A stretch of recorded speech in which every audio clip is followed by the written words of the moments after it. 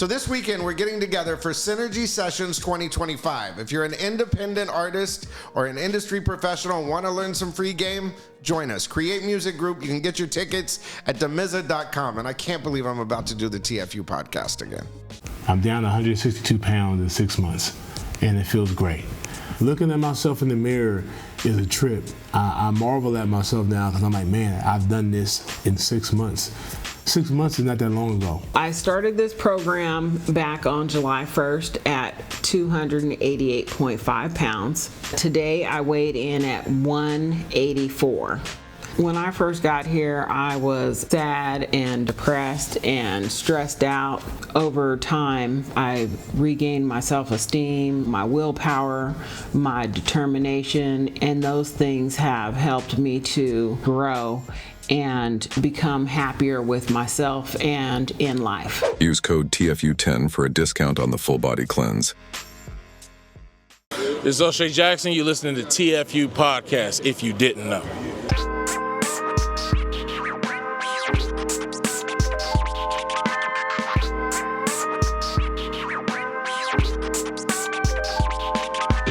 Welcome in to another episode of TFU Podcast.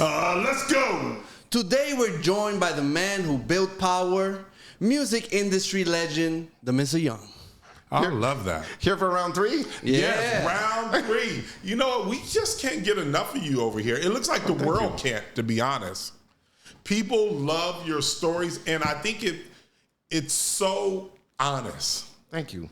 It's so honest, and I think that's what people gravitate to, and they know they're hearing a real story, and it doesn't matter what you say, they know you're speaking from the truth. You know, it's such a trip because last night when I went to bed, I made a Charlie Kirk post, and I went to bed, and it was like 80,000, 100,000 tops. Right. And I was like, man, you know, and I was looking at some of my numbers and I'm like, I'm missing, there's something going on, you know, algorithm, you know, went to bed thinking like, you know, I'm not making an impact anymore. Right. You know, I woke up and I saw my notifications and it's pegged at 100, 100, 100. And I'm like, cause you know, Instagram, it stops at 100. It doesn't go over. And I'm like sitting there going like, what the heck? And, you know, I start scrolling down and I see that post and it's 777,000. Wow. And I'm like, on the way here, I'm checking, you know, I left an hour ago from where I was and I said, okay, I'm going to see how many it gets in 1 hour. It's still doing 100,000 an hour. That's awesome. And this morning I went to breakfast with Alex Aguilar, a good friend of mine, and we're in the restaurant, and these two ladies that are sitting in one of the booths right next to the line turns around and goes, Damizza. And I look over, I'm like, what the heck? Like from the night before thinking, not making an impact, I'm washed up, this is not gonna work anymore, what am I doing? And they're like, thank you for everything that you say. You're being real and people need to hear it. And to be honest, let me clear this up for you. You are definitely making an impact because I literally, all my entertainment news, I literally just stop listening to everyone else and only tuning in to you. That's true. And I've been around him. Yeah, and I'm just locked in. So every time you say something, I'm like, oh shit. Like that's where I get my entertainment news now. Period. I stop and end there. Well, thank you. You know, I'm noticing the impact from kind of afar. You know, I notice people saying breaking news now. Right. You know, like starting it. I noticed the format. You know, there's a title on the top and the captions at the bottom. You know, this morning, one of the things Alex said is he goes, or we were talking about was, you know, World Star was not covering topical news, like regular news, right? You know, a year ago. A lot of people weren't talking, and you know, when I first started doing this thing, people weren't really talking about the music industry. Mm-hmm. They weren't talking about the industry and what's going on in the industry. Right. So now to see all of these other people discussing what's going on, it just feels good to see, you know, that doing something right. You know what I mean? Right. Like, you're definitely doing something right. So thank you. And definitely informative. I personally love it. I gotta say, I heard the news of the Diddy, you know, sentencing from your page. And here's the other thing is, like I've said before, I look at it as, look, everything is a radio platform or is a platform. Right. And Power 106 is a signal, but it's what you put on that signal. Right. Instagram is a signal that reaches people, but it's what you put on it. So I just do 1 and 30 radio breaks like I'm on the radio. So to me, 4 times a day, 1 and 30, that's it. And I just file it away and don't think about it. But then, down the line, someone will walk up to me and say, hey, you said this, the Diddy thing, whatever, and it resonates. So, it's such a cool blessing, but it also proves that it doesn't matter what you do on whatever channel you do it on. As long as you're consistent, there you go. And as long as you're authentic and you give people something that they don't have, then they will listen. Right. And that's the way we consume media nowadays. Like, at least me, I want a 3-minute video that kind of summarizes a topic, and then I move on. Like what you said, it's hard for me to sit and watch a 2-hour podcast. We're in the era of the clips. Well, and I just basically, and you I don't want to get past what you just said. You said we are in the era of the clips. And that is really where we're at. Mm-hmm. I'm looking at the numbers on podcasts and stuff like that and seeing a little bit. They're not growing as fast as they'd like them to. And some of the podcasts are deteriorating and stuff like that. But the clips are going crazy. Right. People's attention span is so short. And that's also what's affecting the record industry is they're not playing full records. It doesn't matter about a hook. It matters what little clip they can pull out of it long enough to get you to the next commercial. Yeah, it's funny. How do you, and now we're just jumping around, but you just mentioned something that I think is so powerful. Now, a full song used to be 3 minutes and 30 seconds or somewhere around that. They have now reduced it to a little less than 2 minutes. Yeah. How do you feel about that? Do you think that method is going to be effective? Well, you cut out the third verse, basically. Right. That's basically, you cut out the bridge. Right. And the more, it's with everything. Look, the platforms change, like Instagram and radio, for instance, but the formula is the same.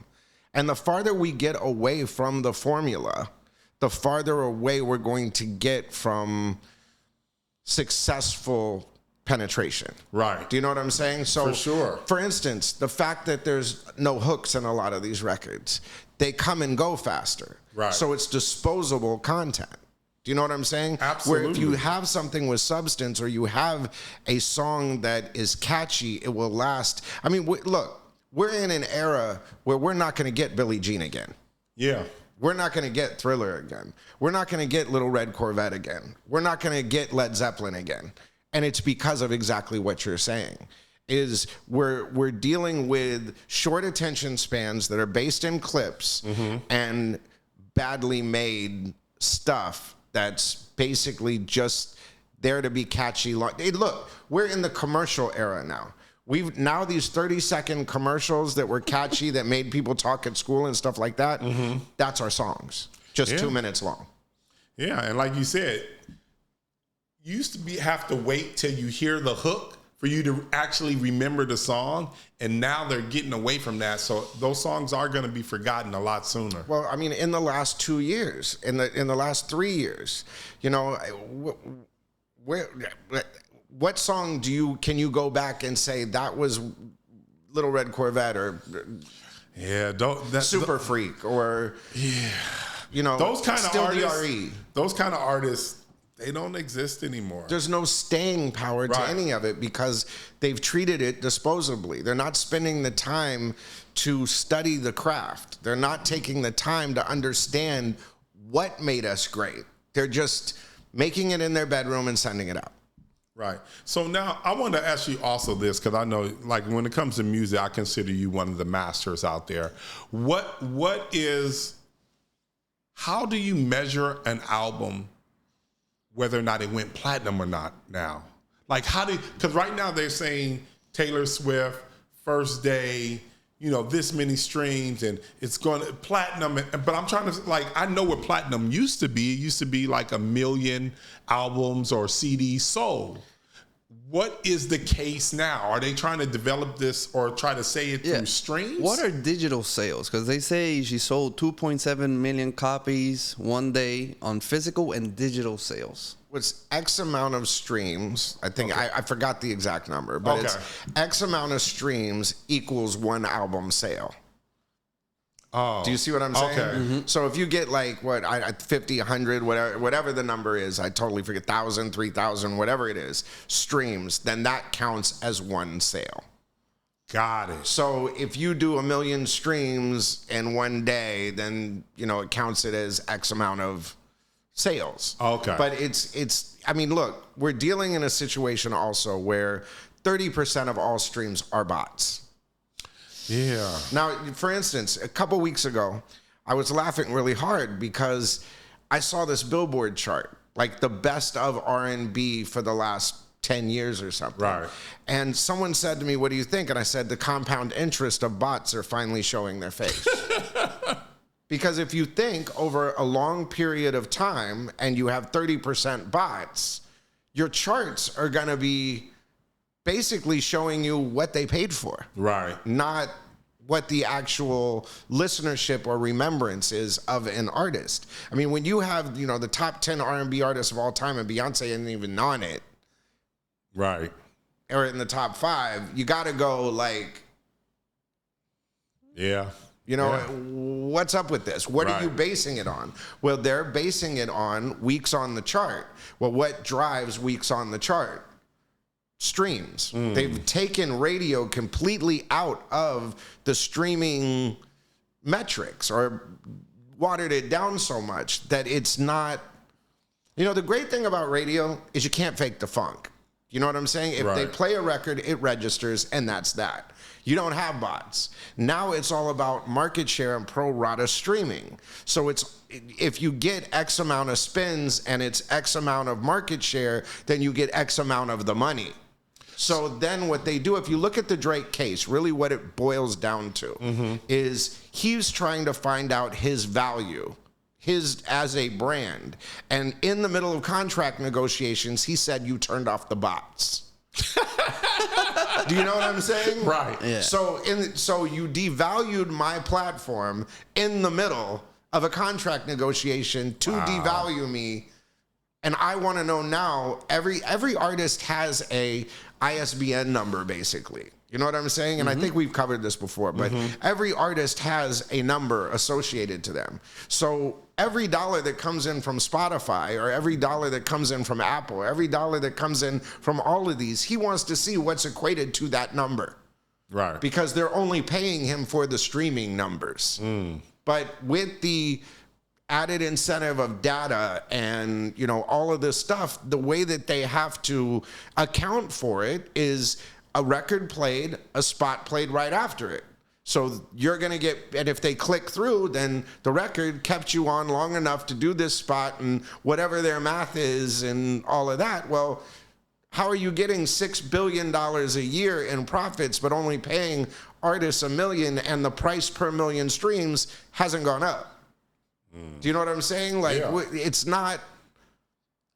What do you think? So is radio a thing of the past? Or they're trying to make it a thing of the past so they don't have to pay people? Well, the problem with radio right now is it's so poorly programmed. Do you know what I mean? It's not making itself a part of it. I was listening on the way here. I was listening to Power and K-Day. Right. They're the same station now. They're running the same promos, the same stop sets, 60% of the same music, the same.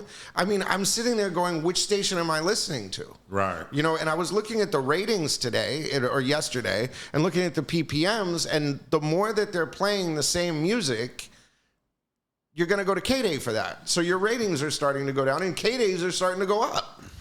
That actually makes a whole lot of sense. Well, but it's just basic. If you are a radio owner, not to go off on radio, but if you are a radio owner, in this case, Morello owns Power and K-Day, right. Why would you have two stations going at each other? That makes sense. Because basically you should just turn one off, add those two ratings together, and you'd have like a 2.6, 2.7. Do you know what you're only diluting yourself? Right. So what is the point of that? So you're basically saying that there's no uniqueness now. There's no unique stuff, and there's no rebels, there's no renegades. Right. Everybody's just trying to say, I'm doing the same as everybody else, i.e. job security. Do you know what I'm saying? Yeah. Nobody's going to and everybody's taking the credit for everybody else's, you know what I mean? If there's any credit or any success, everybody's running to say that was me. Do you see what I'm saying? But nobody deserves that. I mean, if you look, sorry. Okay, no, I just don't want wanna get off of No. I just want to really understand something. Okay, first, does payola still exist? That's one thing. So, and then the other thing, I heard this, and I don't know if it's true, and you would probably know if this is true more than me, is can you play a record that's not part of regular programming? Let's just say, I know you used to hear a record or a record before it came out and say, hey, that's perfect for my station. I'm going to play it immediately. Let's start playing it now. But it seems like when I talk to other people, when I was trying to do music and really into it, it seemed like that's hard to do. And the only way they could do it was through the mix shows. So now I'm trying to understand if payola does exist and those people are paying and certain records are being played, can you just pluck a record out of the sky and put it in there? Okay, you asked 3 questions. I know, it's so many. The first one is, does payola exist? Yes. Okay. In what form is the question? So the same way bots exist. Bots are the new payola. Okay. Okay, so just think of it in that term. Record companies lobby radio stations to play their records, whatever they want you to play. And you saying that's through commercial ads? And that's through commercial ads. That's with under the table trips or whatever they've, however you want to label payola. Got it. Okay. Question number 2. What was it? Question number about 2. Can they play? Can you pluck that record out of the sky? Here's the programming has gotten so tight. One, the mixers aren't on the station like that. It's either how do I word this? The programmers, if they are mixers, are the ones mixing on the air. Got it. Okay? If you're not in the programming department and you are a DJ, you are not allowed to play anything that's not on the playlist in a lot of situations, unless you are somebody like a Flex or somebody like an Enough or somebody like a Just Incredible. Gotcha. Maybe you might be given a little bit of leniency to try 1 record in an hour, maybe 2. Do you see what I'm saying? Exactly, but then so the record stations are actually making themselves obsolete because they all sound like the same person then. That fucking part. So you hit it dead on the head. They don't have a chance there. They're making themselves obsolete by, look, there's only so many costs you can cut. Do you know what I'm saying? Mm-hmm. And you're spending them in the wrong place. Like we're talking about Power 106.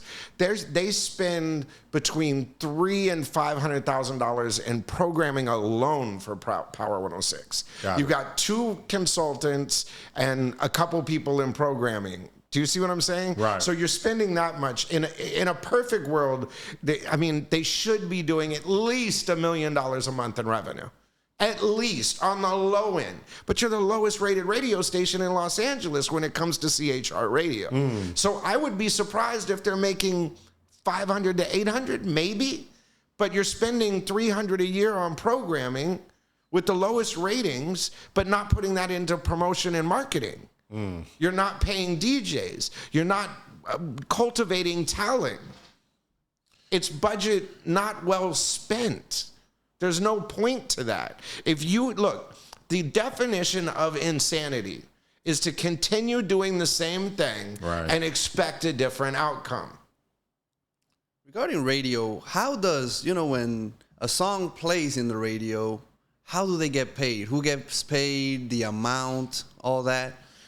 When it comes to royalties, there's nobody that pays more than radio. Right, I know that. Okay, when you get a record on the radio, you getting a check, straight up. So what's done is ASCAP and BMI once a year do what they call an audit, or I don't know how often they do it these days. Now I haven't been to radio in a while, but they audit once a year. And that you say, I played this, I did this, they take your logs. And basically then it's kind of like the pro rata streaming thing. Do you know what I'm saying? They divvy out the money, but the label gets paid, the artist gets paid. I mean, everybody gets paid. You know what I mean? Label off sales and publishing and mechanicals. And I mean, radio is still the breadwinner. You know, it's absolutely crazy that they have not embraced radio. And not just that, but radio moves the freaking culture. Right. And what's crazy about it is, like I've said, 26% of Americans have data plans on their cell phones. People are spoiled. They live in the metro, so they think everyone has internet. Go outside, go into the hoods, go into Compton, walk into a liquor store. Are they listening to the radio? Absolutely. Or are they listening to Spotify? Definitely listening to the radio. You're not going to spend your data plan money in rural areas and low-income areas on data plans. It's just not going to happen. And people say YouTube is free, stuff like that. They're still running ads. They're still doing all of it. Would YouTube be considered radio? Look, YouTube is outpacing Spotify. Let's just put it that way. Do you know what I mean? Look, you have an artist like NBA Youngboy, the biggest artist on YouTube, not on the radio, not the biggest on Spotify, number one on YouTube, selling out 30 days. Were you surprised to see? No. Now, every time that I do a break, and with the records behind me, one of them is a no smoke plaque. I was the only person to play NBA Youngboy. That's why they sent me the plaque. Oh, really? Yeah, I did Ecto One and I did a short stint about 5-10 years ago when No Smoke was the current single at KCAQ in Oxnard. We had ridiculous ratings, by the way. So to sit there and say, oh, you don't know how radio works anymore, this kind of stuff, like, go check the ratings, player. Doesn't matter what format you do, doesn't matter whether it's Instagram, social media, anything, if you program the same way, you will have success if you're a good programmer. So I see an artist that nobody else is playing. I think it's number one on YouTube. He's on pace to be the biggest selling artist, period, of this decade almost, when it comes to sales, off YouTube. So I take No Smoke. Ecto plays it on the radio. We have great ratings. They sent me a plaque for $2 million. There you go. But have they been playing any more NBA Youngboy? And that's just one artist that radio is missing. And that's why, because they're not working it to radio. They don't understand it. Look, I was playing FU in Morning Drive. Do you know what I'm saying? I was looking for singles that were passion records to my audience. I didn't care about the label. I don't care what the label is working. Right. My audience is picking the singles. And not just that, but the artists are A&Ring to the radio. So the research that we get weekly is research and developing those artists. That's why they had such strong brands. That's why Jay-Z, what he's doing with the Super Bowl, think about the promotional model. Dr. Dre and Snoop Dogg was Hawaii. What is he doing? He's doing the same platforming that we were doing in 97, the same thing that helped establish his brand.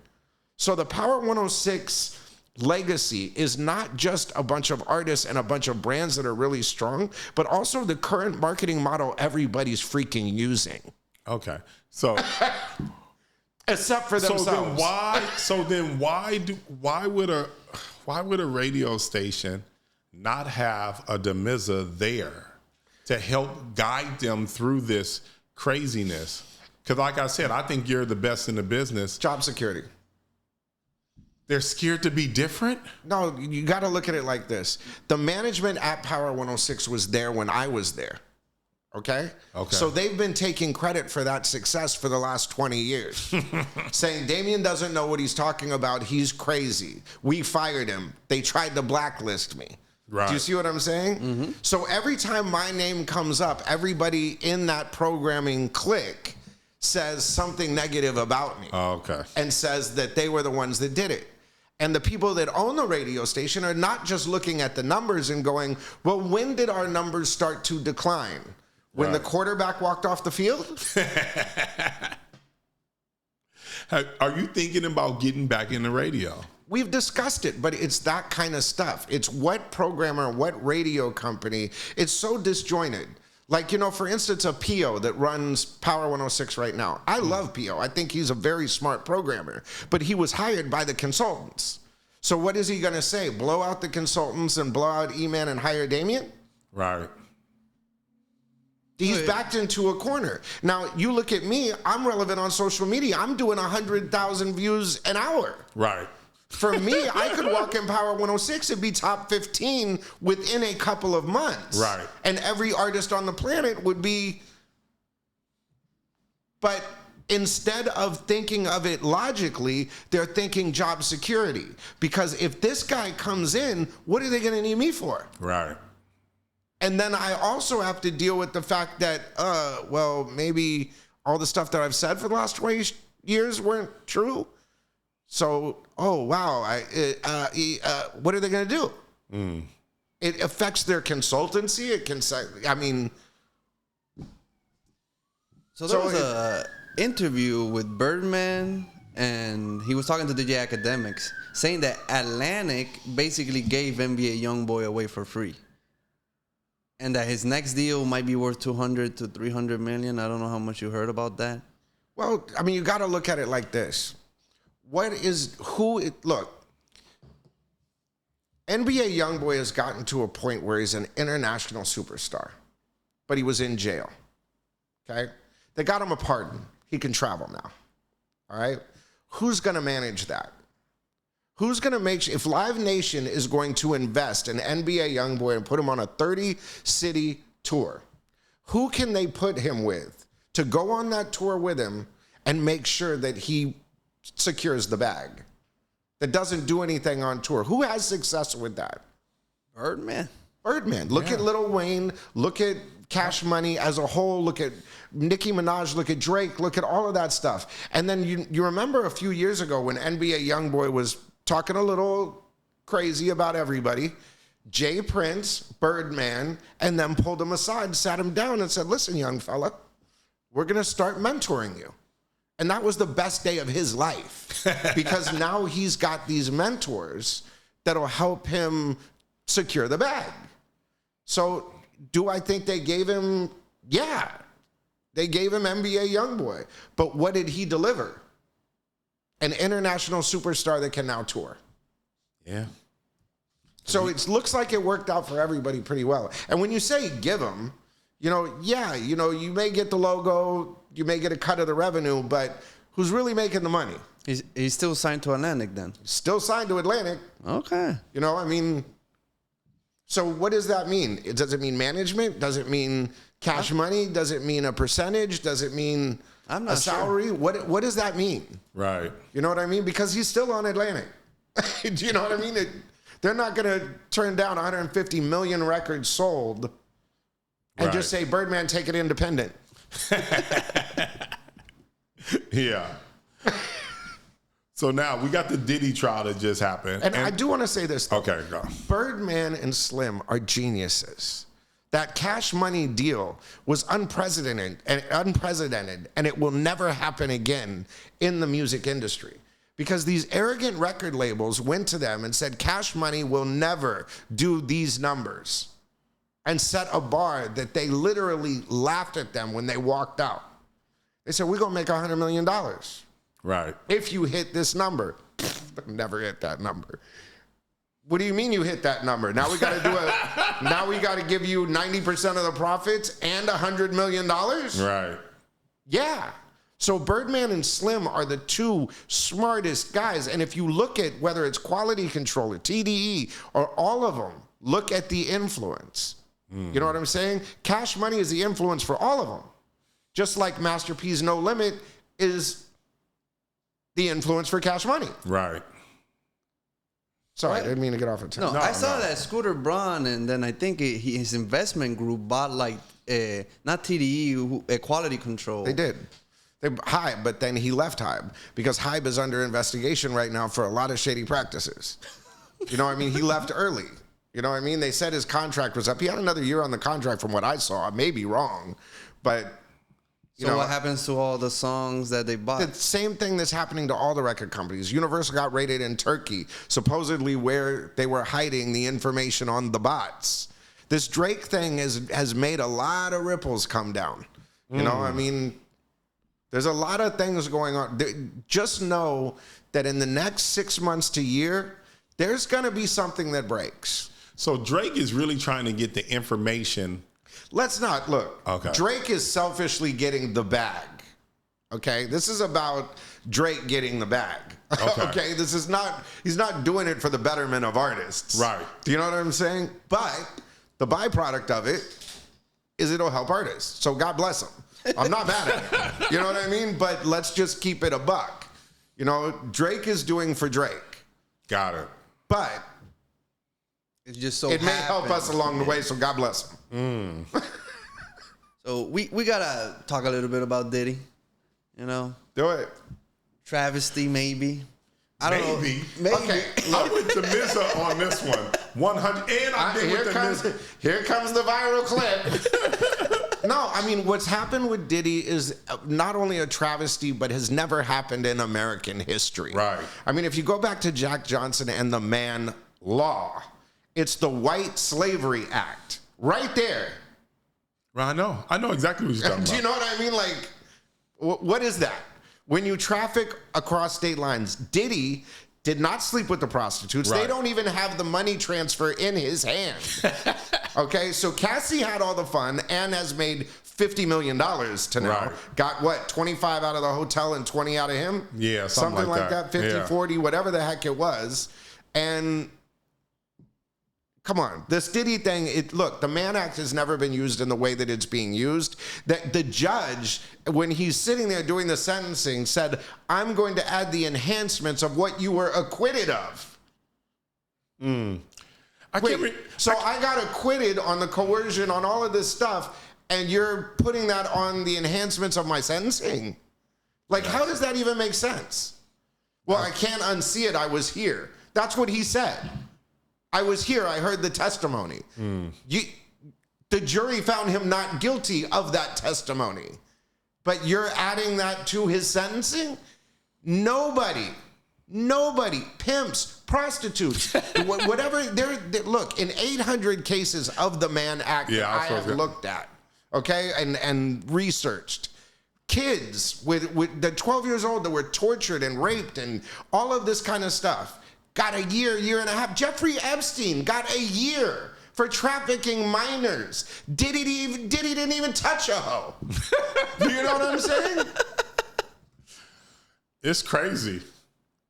But see, but I think that's what they were trying to do. I think they were just trying to put out a bunch of information to make Diddy look bad as a person, to justify what they're doing to him, so people would overlook it. Look, the timing of it. Look at the timing of it. 2 weeks before they do the raid, an 8-year-old videotape comes out. Right. Then Homeland Security raids. Then they say there's minors, there's celebrities, there's videotapes, there's this, there's that, there's the other.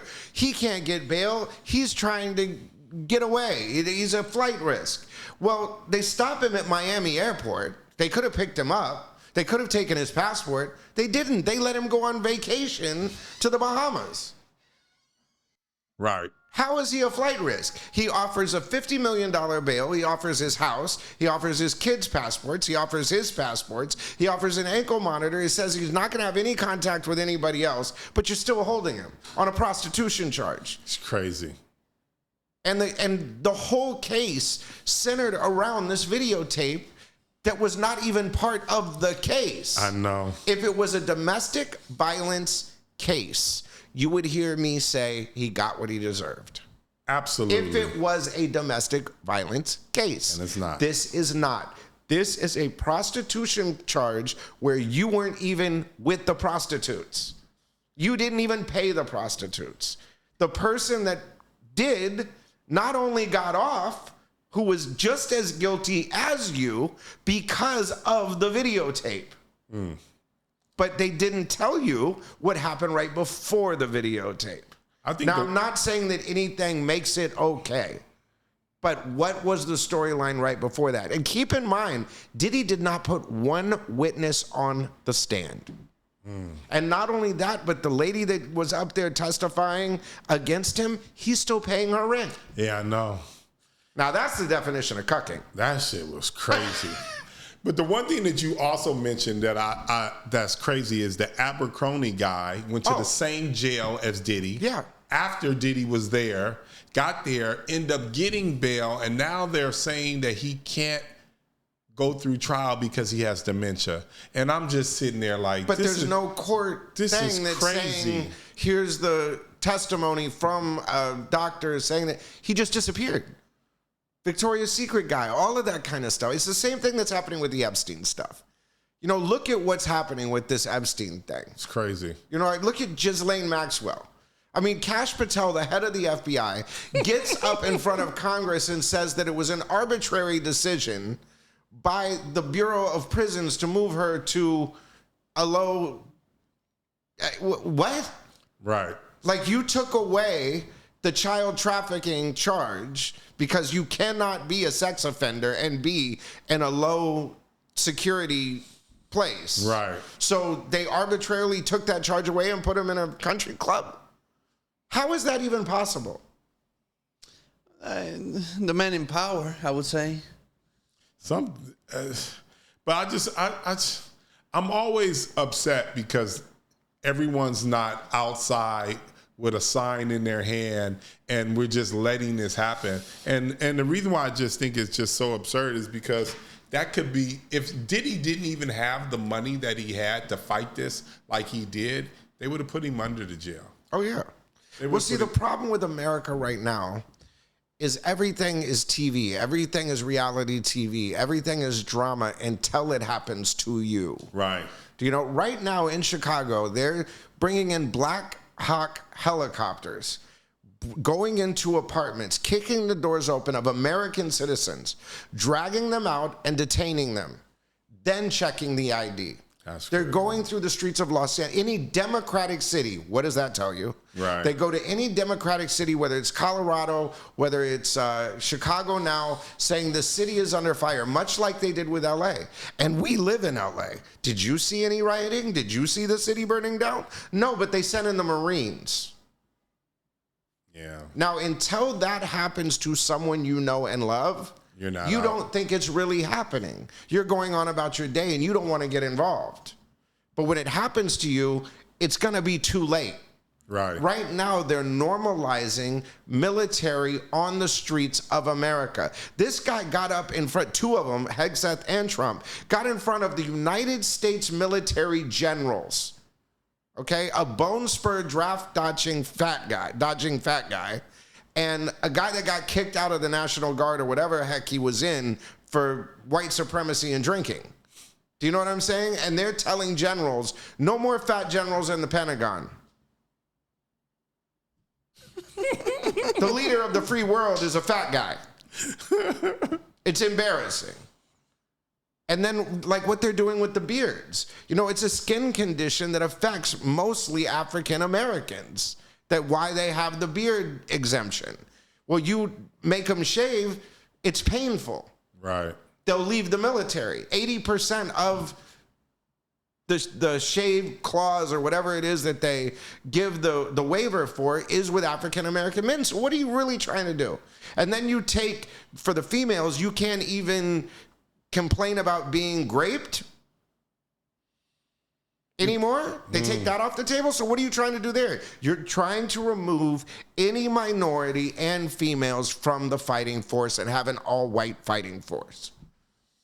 Kind of sounds like it. Yeah, no, it definitely is that. And you've got 5-star generals, 4-star generals that are duty, loyal, and service that fought, who's part of an institution that fought for the Constitution. And you've got the President of the United States saying, Constitution, let's go into the cities. You guys need to use Chicago as a test case. The generals stopped taking notes halfway through and are looking at this going like, what do we do? Right. But they fired all the JSOC lawyers, and the Supreme Court has said that the president if he does it as the president, that he can't be tried. Everything you do as the president is legal. So the only they don't have a recourse except for to disobey orders and get fired.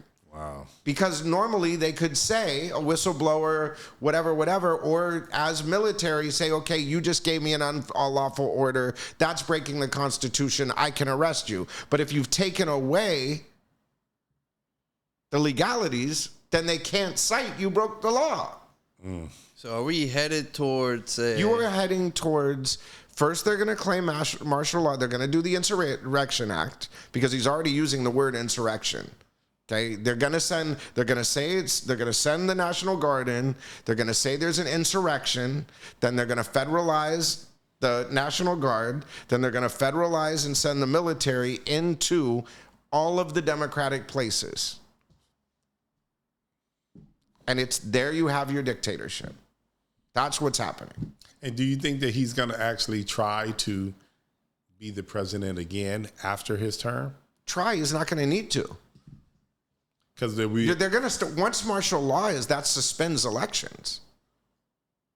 Like what he said look, the government shut down right now. Okay. They're saying it's Democrats, right? Because they want to give health insurance to immigrants, which is illegal, by the way.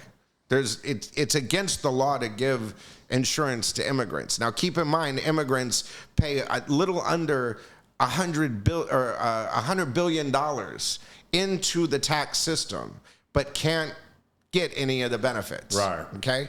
So there's a law that Ronald Reagan and Bob Dole, two of the biggest Republicans ever in the history of America, by the way, signed into law. It's called the ER. It's for emergency services. So if you have a car accident, if you have a heart attack, the ER legally has to treat you. They can't check your ID and see if you're an immigrant, whatever it is. They have to treat you first, get you stable. Then they can ask their insurance questions. That's the law. The Republicans want to abolish that because they say within that, how many... It's 0.04% of the hospital budget that was spent on immigrants out of that. It doesn't make any sense. What happened is there's a congresswoman that's about to be sworn into office, which gives them the votes for the Epstein case to release the Epstein files. They do not want to swear that woman in. So they shut down the government. And you're talking about the black lady in Texas, right? No, I'm talking about Arizona. Arizona. There was a emergency election. Somebody died, something like that, and this new congresswoman is coming in. Well, now they have enough votes for the Epstein files once she's sworn in.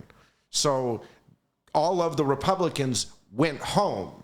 They're not negotiating during a budget thing like this. Look, this has happened before. We've shut down the government before, but they're tirelessly negotiating, trying to find a spending bill. They sent them home. They said, no, we're not going to negotiate. These guys just want insurance for immigrants, and everybody go home. Because the second that they come back and they go into session, they're going to have to swear in this congresswoman. The second that they swear in the congresswoman, they're going to vote on the Epstein files. Now they have the votes for the Epstein files. Those files would come out because it would force them to put it out. And that's why the government is shut down. God. So if you want to ask whether it's going to happen, it's already happening right before your eyes. Got it. But people are not paying attention enough to say, wait a minute, that's wrong. And you've got to remember, 98% of media is controlled by 5 people. And they were all standing behind Donald Trump when he was sworn in. Wow. Seems like we're in a pickle. And now you got TikTok, Larry Elias. And they just took control of took control of that. Oh, shit. So you didn't know that? No. So now TikTok, Facebook, X, all of them are in one small group. Yeah. And what country I was like, this is not owns a good those look. groups? Yeah. Yeah, it was crazy. And I looked at that deal that they did. It was like they own, I think, I can't remember. What's the name of that company? ByteDance. ByteDance. Yeah, I think they own. It's still, look, China still gets 50%. That's what I was going to tell you. China gets 50% of the profits and control of the algorithm. Yeah. Or, as they say, they're patent on their algorithm. Right. But they will run their own algorithm and take 50% and control of what you see in America. Right. Yeah. When I heard they still get 50%, I was like, oh, they made the deal Fox, real sweet. CNN, all of the major media outlets, all of the social media platforms, 98% is controlled by under 5-10 people. So with everything that's taking place, but they reinstated Jimmy Kimmel. You think Jimmy Kimmel has another fight in him? That is hope, because the American people reinstated Jimmy Kimmel. Yeah. Now, I wish that people felt the same way about politics. Right. In general. Look, if that many people came together and took $4 billion, $3 billion out of Disney, that's what happened, is people protested, canceled their subscription to Disney. How can we protest, I guess, Donald Trump's regime? Everybody needs to stay home and not spend. That's what would have to happen, is the American people would have to say enough is enough and just sit in their house. Not go to work, not spend $1, stock up on provisions, do all of those kind of things, and not spend $1. The economy would come to a collapse. And then they would be forced to do something. You're not going to do it by force. The military, they're too technologically ahead of you. The only way that you can fight with a regime like this is economically. And the Disney thing proved it. I think what's going to happen is everybody going to start saying they want the Damizza to be president. Oh, God. I think nobody would want that president. Damizza for president? What?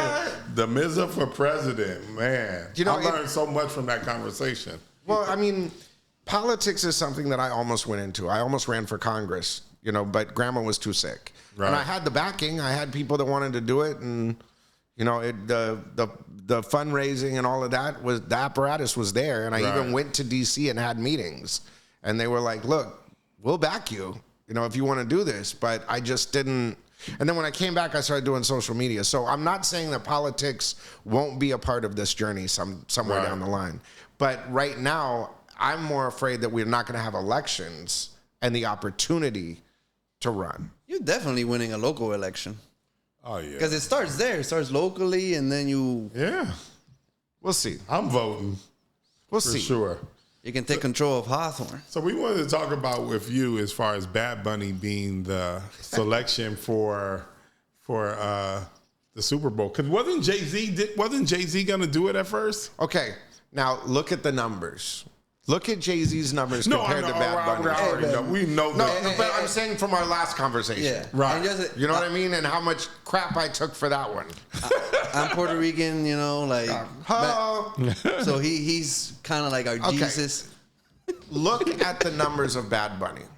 Oh, no, they're He's amazing. He's in the top 3 artists in the world. He's done 107 billion streams on Spotify alone. Damn. It goes Taylor Swift, Drake, Bad Bunny. He's hosted Saturday Night Live twice. He's headlined WWE. Culturally, you have to think about what the NFL is doing here, okay? By saying Bad Bunny is doing the Super Bowl, look at how much attention has come to the Super Bowl. Right. The debate that's happened. Why not Taylor But it's Swift? worldwide. She turned it down. Here's the thing. Did she? Look, from a worldwide audience perspective, it's not cutting edge enough.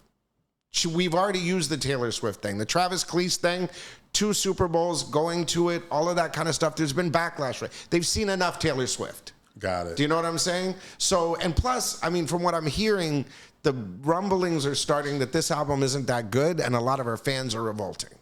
I've heard that. Let's just look. There's nobody better than look. NFL's competition is FIFA. At the end of the day, they are not a worldwide brand. They need to be a worldwide brand. What is best for that? Bad Bunny. Is bringing attention to the sport and diversity. Yeah, you're gonna get South America. You're gonna get Spain. Now watch what's going to happen. At some point, the NFL will expand. I guarantee you there will be a team in Puerto Rico or somewhere like that that will be the test case, And then you'll see them. There'll be a London team. There'll be just watch. Germany, that's why they have to grow. For the last 10, 15 years, they've been sending games to Germany and Brazil. And every year is one extra game and one extra game. It's the long play. But nobody's better than Bad Bunny to do the thing. And nobody's more culturally relevant right now. And he will drop a record between now and then. Yeah, that's why I figured he had to put one together. Look at what happened with Kendrick. They announced Kendrick. Everybody's like, what the hell? And then he drops a diss record. Yeah. Do you know what I mean? It's like Usher did the same thing. Dropped the album. What's if you can give us like the machinery of how Bad Bunny became so big? Like, I don't know if you know a little bit about it. I don't know. That was more when I was out. Yeah. I kind of like left and came back and, Bad Bunny. The reggaeton, if you go to the history of it, whether it be J Balvin, whether it be, there's a Nelson in Puerto Rico, DJ Nelson, great guy, by the way, Casanova, all of those guys. They created the format, basically, when it comes to radio. Kool-Aid, I mean, the first, I think it was Don Omar. No, who was the first reggaeton artist? Daddy Yankee? I don't remember who it was. There's older ones, but Daddy Yankee is the one that has the biggest song, Gasolina. I don't remember which one it was, but I remember there was a new format, and I had asked Kool-Aid, back in the day, like, if you could pick one record, what would it be of new that's going to be huge? And she picked this one record, and I mean, from there on, the next thing I know, there's a whole format of this. You know what I mean? So I don't know the history past that, other than meeting Nelson and knowing his involvement in it and Casanova and what they've done, and just having such a high respect for creating a new format, really. You know what I mean? And it's just amazing. Are you surprised of the Kendrick sales in his tour? No. I mean, look at how much Kendrick has done in the last year. I mean, every song on the radio, I mean, his exposure, the Super Bowl, everything. I mean, and not just that, but he is remarkable. You know what I mean? What he's done in this package with SZA and, all of that stuff, and the synergy between them. And he's balanced it so well. He's not just a 18 to 24-year-old male target demo with the SZA thing. Look at the audience and all of the records, and look at all of the press and the thing with Drake and all of that. And I mean, he makes great records. I'm not surprised at all. I mean, who else would it be? Yeah, I heard, and I don't know if you can validify this, but that before even he dropped this record, before like that, he was looking for a new promotional team to help him. Because I don't remember where I heard that from, but like... No, he changed to PJ Lang. He renegotiated his deal right before this. Right. I mean, he was only on, TDE, but now it's... and as much as you want to say he's not on TDE anymore, it's still Top Dog and Punch. Right. You know what I mean? It's still the same team. Dave and, Dave Free and all of that kind of stuff. There's not lawsuits going? Whatever. But what I'm saying is if you look at the schematics of how things are run, you see the same names. So, I mean, look, right before SZA went out, she said, I fired, the manager or whatever. A Punch, yeah. Yeah, Punch or whatever it was. And at the end of the day, Punch is like, yeah, right. And then the next day they're on the road together. It's not... I mean, sometimes you got to look at stuff. Is it press? Is it to stir the pot? Is it to cause this? But at the end of the day, these are people that are comfortable with each other, that have worked with each other, that have success for each other. So yeah, one person's making a little more, one person's got to be a squeaky wheel. The next thing you know, everybody's making the same thing, everybody's happy. So who knows? In your time in the radio, did you know when a story came up and it's like, okay, they're over dramatizing this, they're doing this for click? I see that today. I mean, everything is over dramatized. I mean, it's all a show. Look at this Charlie Kirk thing. Wow. That's a show. What do you think happened? If I say what I really think happened, it would get you guys deplatformed. Okay. But no, I think I know who you're talking about. What I'm saying is, there's no death certificate. There's no ballistics report. There was no crime scene investigation. There were no paramedics. There were no police swarming it right after. There was a plane that left 30 minutes right after that was 20 minutes away from the venue. There was a funeral held 11 days after in a stadium that was or wasn't booked 4 months before, that was booked in 11 days and put together with pyrotechnics and WWE-style showmanship. You have a shooter that left the screwdriver on the roof, changed 2 times, and left the rifle, assembled the rifle, disassembled the rifle in 6 seconds. Then they found the rifle on Palantir property. Somehow he reassembled the rifle without the screwdriver that he left on the thing. Just all of it. None of it makes sense. So and this is JFK all over again. It's the exact same pattern down to the magic bullet that supposedly a 30-06 or whatever the heck it was or whatever that was stopped by Superman's bones.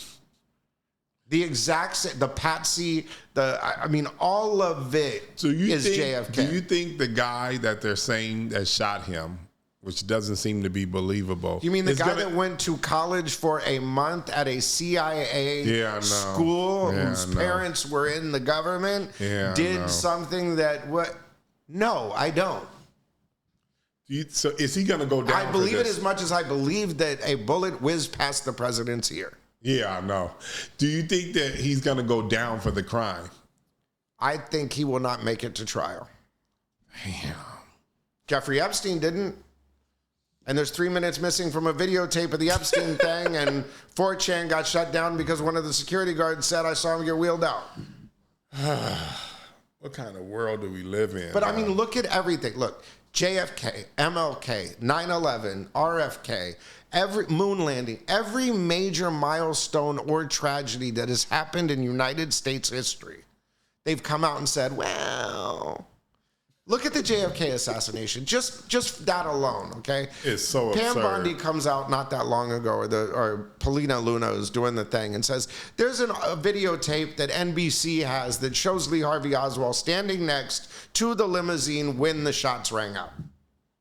That means that he can't be in there. That means that they've all known about this, but they still went through the Warren Commission. They still did all of this stuff, and they've done for 62 years, saying that this was a lone nut case that da-da-da-da-da. No, you used the mob and the CIA to take somebody out that was doing something you didn't want to do. Right. You wanted to go into Vietnam, and you wanted Israel to stop testing nuclear weapons. Well, this guy's got to go. And you did it in front of everybody in his family so that you could tell every president after him, you better watch yourself. Because if we can do that to JFK, what do you think we can do to you?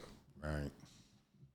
And now, 62 years later, they're releasing all of this information saying, we don't do that now. Right.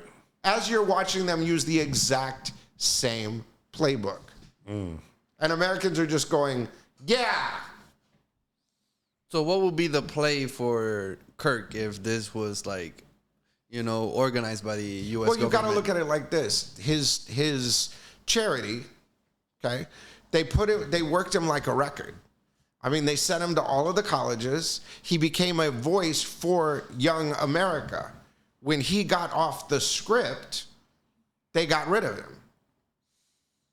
2 days before, he said, this part was an inside job and it doesn't look like it adds up. Right. Mm-hmm. And then he said, there's a G-side happening and da-da-da-da-da. And then Candace Owens yesterday releases the text basically confirming. So they call him into a meeting. They offer him $150 million. They say, go talk to the boss in Israel. He says no.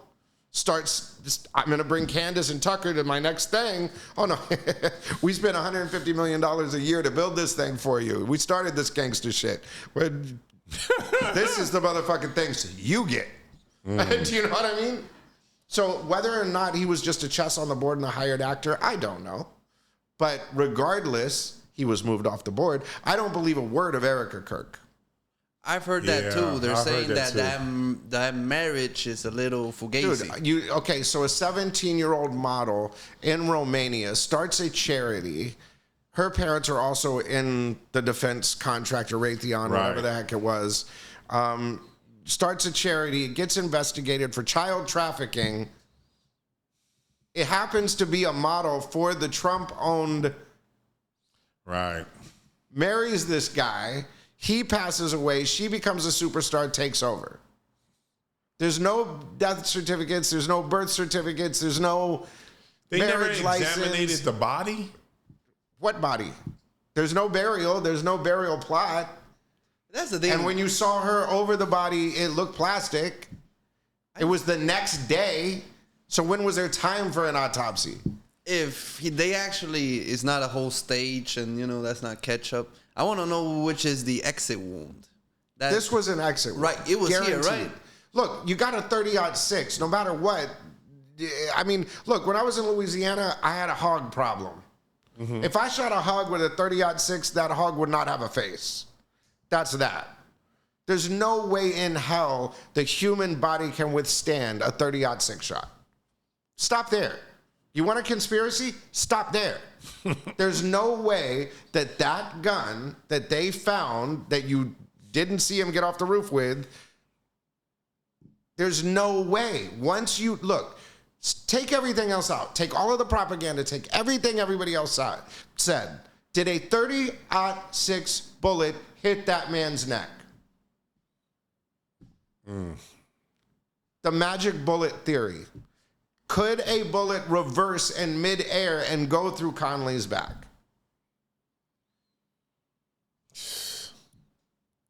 And the similarities are so crazy. Lee Harvey Oswald gets off 3 shots in 6 seconds. You disassembled and reassembled the rifle in 6 seconds?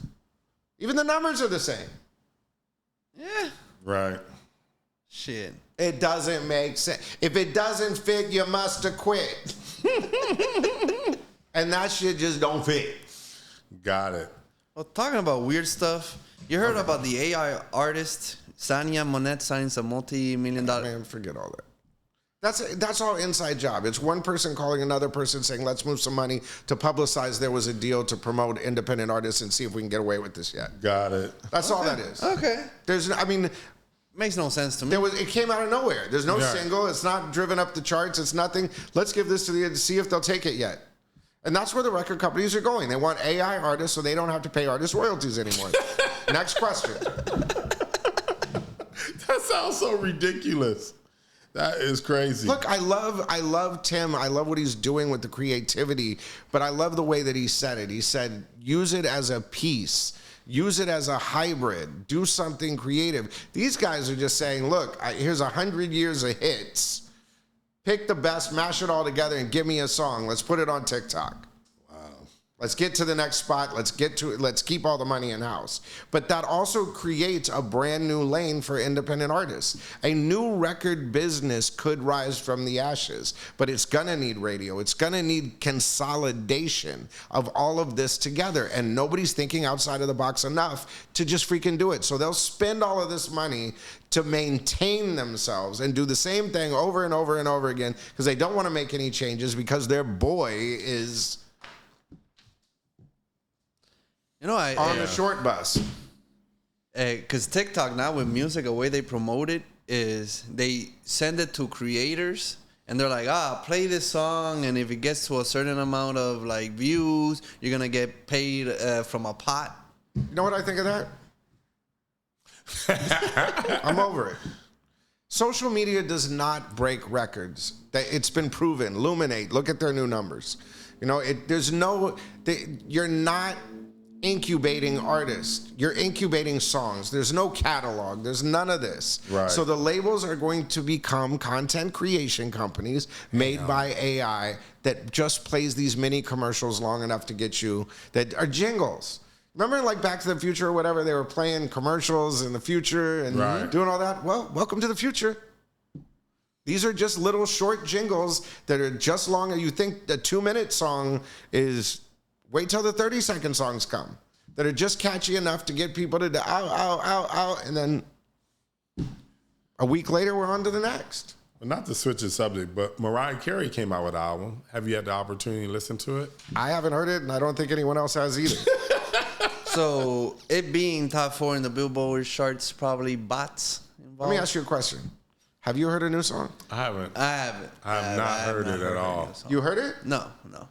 I know she was on Kai Cenat's stream promoting it. Well, she was also on, what's that TV show where we caused a little press again, guys. I don't know if you saw this last week, but we were in Rolling Stone. Right. And Us Magazine. And what is the guy that she was on?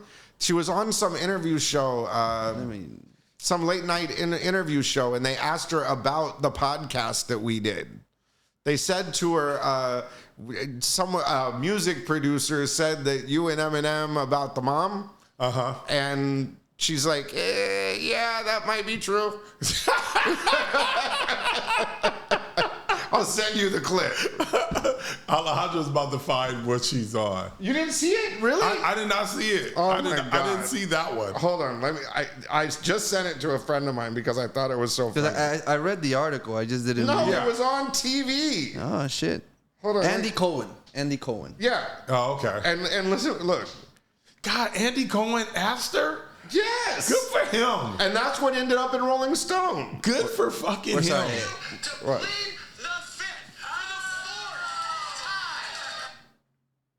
Christmas. Yes. And then he announced it in May. He announced this. It was like one. Lost my train of thought. A lot of zeros. Hold on, sorry. Mariah, what was your reaction to Nick Cannon saying in God help me. Are his balls worth $10 million to you? Beefing was because he approached you about playing his mom in 8 Mile. This summer, a music producer claimed the real reason why you and Eminem started beefing was because he approached you about playing his mom in 8 Mile. Is there any truth to that? From what I heard, there is truth to that. From what I heard. You're the person. You're the source. And I was like, but who knows who introduced who to who? I can't help it. That is crazy. But that was in Rolling Stone and Us Magazine. No, I seen the clip from Rolling Stone. Yeah. I seen the words, but I never knew it was from. We were kind of in Vegas covering Power Slap, so yeah. we're a little distracted. But like I've always said, look, I don't get up here and lie. Right. You know what I mean? I tell you what happened. That's why everyone loves you. Well, and you know, it's funny because I was talking to someone the other day and they're like, you know, you have a lot of secrets. You know, I mean, I was talking to Big Boy the other day and he goes, you realize you told me about the R. Kelly thing before the R. Kelly thing happened. Mm-hmm. We were somewhere and R. Kelly was performing and I said, Big, let's get out of here. And he's like, why? And I said, well, I asked somebody what they were going to do if they're going to stay for the after party. And they said, we just came out of the room and I guess we're too old to be here. You know, or something like that. And I was like, Big, let's get out of here. Like that. And he goes, but I mean, do you know how many of those you have? You know what I mean? Like, and I'm like, look, I wouldn't. You know what I mean? And someone was saying like, yo, you could destroy this artist by just saying blank. Right. You know, and I'm like, but what is the point of that? Like, to get clicks? Mm-hmm. Like, no. Like, if it happens like, you know, with the Eminem thing, you know, telling a story about, yeah, you know, it's something kind of anecdotal. It's not that big a deal. Right. You know, it's something benign, funny, but benign. Right. You know, and here we are. That's why I don't, because I don't want to be known as the secret keeper that leaks, you know, people's personal business. It's not. Right. What artist was doing this and who, and you know, there's no, until the R. Kelly thing came out, I didn't say anything about the R. Kelly thing. You know, there's other artists that I saw do some wild shit that I never said anything. How like with the R. Kelly, how long did the industry know before, you know, he got his comeuppance? Since Aaliyah. Since Aaliyah? Yeah. Come on. He was married to Aaliyah. He married her at 15. Yeah. But nobody batted an eye. That'd probably be a good. Yeah.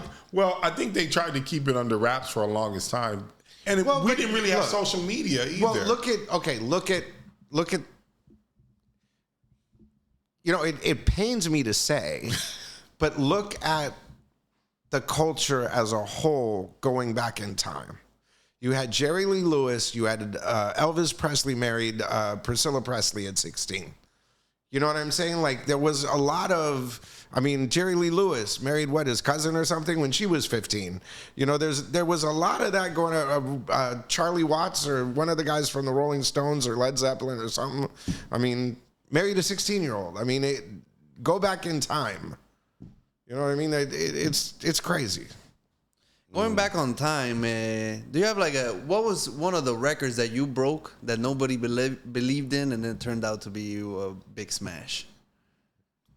There's too many to mention. I mean, there's so many. I mean, even the Dre and Snoop reunion, I mean, any of those records. I mean, God, I couldn't put it to one. You know what I mean? I mean, there were so many artists and so many things that came along where they didn't believe.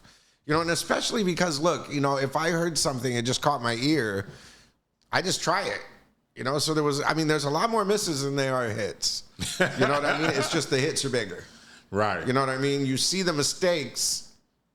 You know, like, for instance, Anything by Jay-Z. I played it every hour on the hour. I thought it was going to be the second coming of Annie. Didn't work that way. You know what I mean? Like, I'm not always right. You know what I mean? Like, but at least I took a chance. Right. So when you picked the records, Jay-Z as a whole, Hard Knock Life, there's one. I mean, Hot 97 dropped the fucking record. I had to call Hot 97 and say, no, put that back in rotation. No, it's a novelty record. Man, fuck you, play the record. You know what I mean? And all of a sudden, you know, I mean, Jay-Z was one of those. My sucker. What you say? No, you were going to say something? Oh, no. I was just listening to what he was saying. I was going to ask you, what do you think about the Young Thug situation and the fact that he just dropped the album? It seemed like everyone's down on him because it didn't have a lot of You know, the streams. thing about Young Thug, man, I think that people are holding people to these things. You know what I mean? Like the most small little infraction after you've said, like the Gunna thing or something like that, or what happened in his case and about people snitching and all of that. And they gave him so much credit for being real and riding through it. And then they find this one little clip that's really not, I mean, did he really snitch? He talked too much. Yeah, of course he did. But was it on the level of what any of them else did? Get on the stand and do all of that? Like, you know, I look at like a Woody. Ain't nobody yelling snitch there. You know what I mean? Like, what? I don't, you know, look at Gunna. Nobody's really, I mean, yeah, but no. Like, I mean, 6ix9ine got more shit than... Are you surprised that Gunna is doing so good? Yeah, but so I mean, that's what I'm saying is look at what's happening with Gunna and look at what happens with Young Thug. Look at the levels of it. Right. Like, what I understand is like, okay, Gunna does not have the backing of the industry. Look, I will just say this. A hit record. Better records. I will say this. Hit records clear up all problems. Doesn't it? So he definitely got them. If Young Thug comes out with a hot record, bye-bye. You know, it's just, you've got to go back to what made you famous. Like what I said about Instagram and me. All I did was 1 minute and 30 radio breaks. Found an audience. Do what made you famous. You know what's crazy? Like, who's putting out these clips of Young Thug talking on the phone? You know, look, you're never going to get through the rabbit hole. I don't know.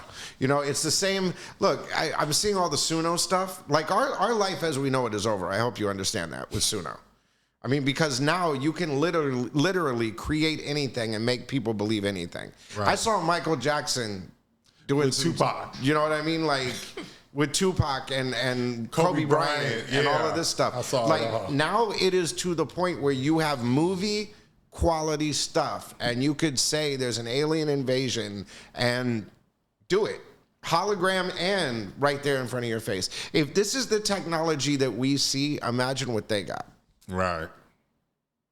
But I just felt like I thought when it came to Young Thug's situation, I just thought everybody should take a pause. Yeah. Forgive each other, move forward. Everyone just say, instead of letting the powers that be kind of make it go the way they want it to go, because they're manipulating the situation completely. And I think everybody should just forgive each other, go back to doing business and not let the powers that be manipulate them. I think that goes for everything. Yeah.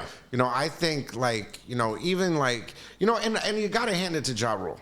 You know, one thing that we never talked about, I mean, before Chris got here, was the whole Murder Inc. thing. Right. Really, of the history of the Murder Inc. thing with us. It's on our list today. Oh, God, here we go. But no, what I'm saying is I give a lot of credit to Ja, because Ja recently said, look, I've been doing this 50 Cent thing for so long. Like, let's just move on. And 50 came back and said, this is till death do us part. You know what I'm saying? Like, it's like, get over it, bro. Like, but you also have to remember 50's brand is to troll. Yeah. You know what I mean? So he would lose one of his biggest moneymakers. Right. So it is what it is. Well, maybe you can tell us the story about Murder Inc. Well, I mean, or your relationship with them. Well, Murder Inc., I mean, we had such a shared history. Do you know what I mean? Like, we blew up together. You know, I mean, there was nobody that I worked more with than Irv and Ja. You know, rest in peace, Irv, and Chris. So, I mean, and you see how close Chris and I, right? You know what I mean? So the second that, you know, Chris is like, I'm doing something new, I brought him by. You know what I mean? And personally. Right. Like, that's my dog. Yeah. You know what I mean? And I have so much respect for them, because Ja, Irv, and Chris are the only real people that I came across in this business. That when they said something, they did it. And when they did something, they let me know. You know, even if we disagreed, like, you know, when the J-Lo thing happened, where Ja got a call from Tommy Mottola because Mariah and I did a song with Ja, said, you know, we're going to give you $250,000. Irv called me and said, damn, I feel like a scumbag, but $250,000 is a lot of money. You know what I mean? Like, came to see me, told me to my face. That's dope. You know what I mean? I That's said, you're dope. a rap bastard for it, but you're probably going to make me play the record too, because it's probably going to be out. Fuck you. You know what I mean? But that was the relationship. And to the day that he passed, we were friends. You know what I mean? I talk to Ja every once in a while. You know, when I was out, Ja, like with Lil Bams, you know, he was playing Santa Barbara. The promoter said no. Ja said, take 15 minutes out of my set and give it to Dame's artist. That's dope. You know what I mean? Like, he's always looked out. You know, they were always so close. But to take it back, we met over Hotspot. We met over, Brett Ratner was managing him at the time. And there was a movie that they were doing, and somehow the budgets were tied to each other. You know, and Brett Ratner needed to get this song on the radio to get the budget for the video to help with get the movie done or something. Or Leor put it all in that thing or something like that. So I was there from day one for Murder Inc. You know, Irv had the success with DMX and all of this kind of stuff. But, you know, and when they dropped Can I Get A, you know, and Holla Holla, big records. We just had a lot of success. So, you know, when 336 got done, Irv came to Los Angeles and he sat me down. He goes, dude, they're saying go make another album. Like, what do I do? And I said, give me the fucking record. Let's just start playing it and see what happens. And I'm going to introduce you to this guy, Sujit, who's going to take you on the road. He's going to show you how to break records. You know, you're going to start at the mix shows. You're going to meet all the mix show DJs, radio programmers, so on and so forth. And I introduced him to everybody I know. That's dope. And Irv just got it. That's why Murder Inc. and why he's in the Guinness Book of World Records is he said, okay, here, I gave him a formula. And he copied that formula with no ego. And look at what happened. So I heard, like, breaking records, a lot of promoters go to strip clubs to kind of break records. Is that really the real strategy? It can be. But it's an apparatus. It's consolidation. Yeah, you need the strippers. Yeah, you need the radio stations. Yeah, you need the tastemakers. Yeah, you need the mixtapes. Yeah, you need the radio. Yeah, you need the MTV. Yeah, you need the BETs. Yeah, you need the boxes. Yeah, you need the street buzz. Yeah, you need the promoters. Yeah, you need, you know, I mean, look, people that break records are people that are just really well connected to tastemakers. Okay, that can get it to everybody at the same time. Then it has to be good to create. You can't push a piece of shit down a hill, you know, or up a hill. Do you know what I'm saying? I mean, you're gonna chuck at some point. It just is what it is. Were you surprised that when Ja Rule and 50 Cent started beefing, that they kind of switched up their strategy on the music that they were releasing? No, I mean, Ja Rule and 50 been beefing since I mean, it was going on before I got there. Right. You know what I mean? And I walked into the middle of it. Now, how it affected me is I'm working with Dre, M, all of these guys, and 50 comes out. I'm working with Ja, Irv, and all of these guys. So it put me in the middle of everybody's shit. You know what I mean? And I think in a way, it separated M, Dre, and myself. Do you know what I'm saying? Because they were basically, what I felt from it was, you're taking their side. Why are you still playing their shit? There's no loyalty here. Where I'm like, bro, that's your personal business. Play hot records. You know what I mean? Like, I'm here to play the records. I'm here to break records. I helped you more than anybody. Like, what are you talking about? Right. You know what I mean? Like, when I met Dre and Snoop, you have to remember, Dre had done the Firm album, he'd done the Aftermath album, and Jimmy Iovine wasn't calling him back. You know what I'm saying? Snoop was off death row and in kind of a weird place. Put him back together, rebuilt it, did the tour, did everything. Was in the studio for these things. They're A&Ring to my radio station asking me, is this the beat that I send to Jay-Z for Still DRE? You know what I mean? Then tee off on it. You know what I mean? Create the lane. Then go to Magic Johnson, put your tour together. Literally sitting on the phone with you, should I add the second show? Should I add the second show? You know what I mean? Like, I don't know how much more of the 2001 process I could have been. It's me, Dre, and the mastering guy in the room when they finished the album.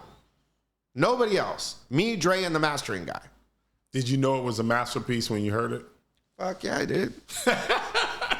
You know what I mean? Look, I knew from Hi My Name Is. You know, the stuff that they were playing me, or Dre was playing me at first was like, okay, I'll know when I hear it. We got Hi My Name Is. I was like, fuck it, let's go. You know what I mean? Like, let's go. Like, they played me Just Dippin'. They played me, you know, some of the stuff when they first started getting reacclimated. And it was just, okay, you know, I mean, I tried Phone Taps. I tried playing the Foxy Brown record off of, you know, the Firm album. I tried things, and they weren't reacting. So when he said I'm back in the studio, I started sitting there going, no, more like this. No, more like that. I mean, if you really think about it, okay, who A&R'd the 2001 era? The Murder Inc. era. Who A&R'd everything that you're basically hearing right now? If I didn't do it myself, they A&R'd it to get me to like it. Right. To play it. Because if I played a record in 97 to 2005, that motherfucker was going to go. I heard that. Not only because I chose it, I'm not saying arrogantly me, I'm saying because you made the right record. So that's how you knew it was going to go. And not just that, but from a promotional standpoint, everybody's still using the same promotional model that we developed for Power 106 back in the day. They're just not, you know, there's an old movie, Weird Science, okay? In your race for power and glory, you forgot to hook up the doll. That's the passion. Do you know what I'm saying? Yeah. In their race for power and glory to have hits and do all of this stuff, they're not doing it right. And that's what baffles me is, look, you know, if Power 106 called me tomorrow and said, hey, Dame, look, we fucked up. Fix this. You think I'm going to say no? Right. I drive down the street and I hear Power 106 and it's like my kid on crack. Like, dude, please, let me help you. I think it's going to happen soon. For what? Like, that power is going to... Well, it doesn't matter. Like, I'm not out there looking. I'm not whatever. I mean, there might come a point where I say, look, I'll just buy the motherfucker. You know what I'm saying? With the things, with the way that things are going and stuff like that. I mean, look, they bought it for $80 million. What's it worth today? Right. 10? You know what I mean? K-Day's got to be worth what? 2.5? $5 million?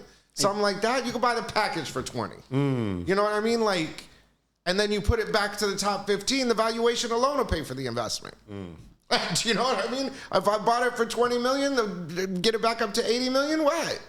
How were you introduced to 50 Cent? How did that happen? Oh, man. I owe 50 an apology. I was kind of a dick. You were what? I was kind of a dick. But, you know, what happened was, I was sarcastic. Dre, me, and M were always sarcastic. So I didn't mean it as being a dick. I was just being sarcastic. So when he walked up, he said, hey, I'm 50 Cent. I got some records for you to play. And I said, well, why would I do that? Our ratings would go down. Damn. You know what I mean? And he had a vest on, so I'm like, nice vest. You know? You know what I mean? Like, I didn't mean it like that. You know, I mean, and James Cruz manages him. I saw him right after that. You know, I was like, hey, great to see you, with G Unit and all of that. I didn't mean it like that. M and I used to cuss each other out every time we'd see each other, and everybody would just sit there and go, what the fuck's going on? Right. Dre and I would do that. But at some point, I don't know what happened. Everybody got so serious. When the money came into it, everybody got egos, and big egos. And, it's like, come on, bro. Like, really? Like, get over it. You know what I mean? Like, and that's another thing. It's like, you look at everything when I was involved, right? You look at all of these brands when I was involved. How are they doing? Their peak. Yeah. Because Instagram is doing pretty good right now. I mean, I'm saying of just my little thing on Instagram, just doing my own thing. Right. Everything that I come in contact with, that's good. It tends to do pretty good. You bring addition. Yeah, right. I mean, whether it's Mariah, whether it's Dr. Dre, look at when I was there and look when I walked out the door.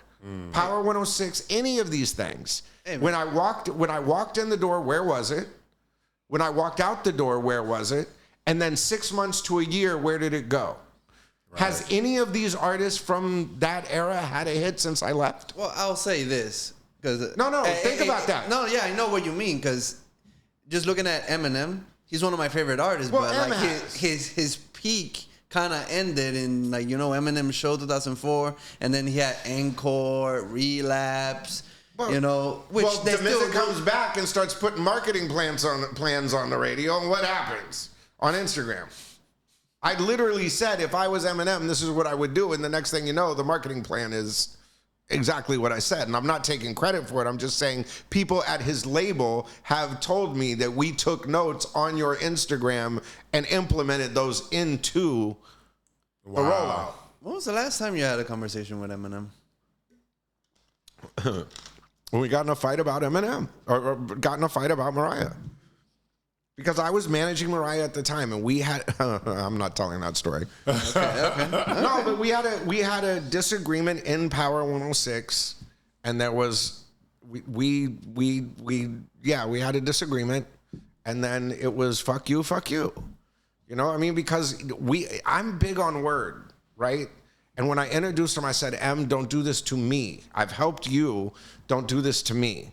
Because I'm in the middle of doing this, and it's going to set me back. He said, no, Miz, I got you. And the next thing you know, and yeah, it's personal between them, and that's something my ego needs to, you know what I mean? It was... Right. And during that time, because I know you dated Mariah, did that happen afterwards or before? Way after. I better clean up. Okay.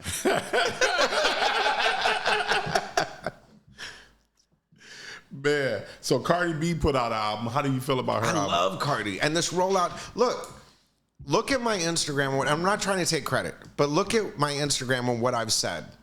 And look at the marketing plans that are happening right now. She working. No, they're doing radio. They're doing, when I started doing this Instagram thing, how many artists were going to radio? They stopped going to radio. Yeah. When I started talking about the radio thing, all of a sudden they're going to radio again. Do you know what I'm saying? She's doing it right. She's out there. And I'm not taking anything away from her because she's doing it right. She's going out there. She's going to the record store. She's organically getting in touch with the fans and not depending on streaming alone. Right. What is the biggest message of my Instagram? Probably get away from streaming. And just go out and organically do radio, do podcasts, get out and touch the people, do in-stores, and look what happened. And she had a tremendous success. And she made some great records. Yeah, I've seen her. So, look, you can have all of the things that I just said and not make great records, and you won't make an impact. Yeah, she made some great records. She did everything that we had talked about, and boom, there it is. What's crazy is that she had like a 7-year gap between albums. And I'm surprised that it did so well. And she's pregnant. Yeah. And she's pregnant. She's out there working like crazy while pregnant. That's amazing. Yeah. She's doing an incredible job. She's probably the only person in the world that could do that. Look, you want to see hear something funny? I have a plaque for Bodak Yellow. Oh. I broke it on the radio. That thing that I was telling you about? Yeah. Mm-hmm. I was the first person to play Bodak Yellow. Yeah? It was on a mixtape. Oh, wow. KCAQ and Oxnard. We started playing it. It was a mixtape song. How long were you in with the Oxnard? 1 year.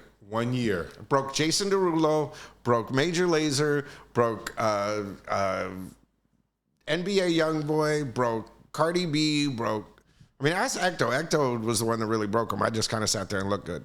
Yeah, but I do remember those. That was around like 2014, 15. When did Bodak Yellow come out? 2016, around that time? I don't remember. Yeah. Why'd you decide to leave? Well, Grandma was still getting, Grandma was up and down. So I thought, like, I could go do this and get my feet back in the water. I went over there and did it. I was there for about a year. Then Grandma started to deteriorate again. And I was like, I can't do this anymore. I got to go back. You know, there were always little spurts of, I'm going to get back into this. Grandma's doing better. I'm getting bored, da-da-da-da-da.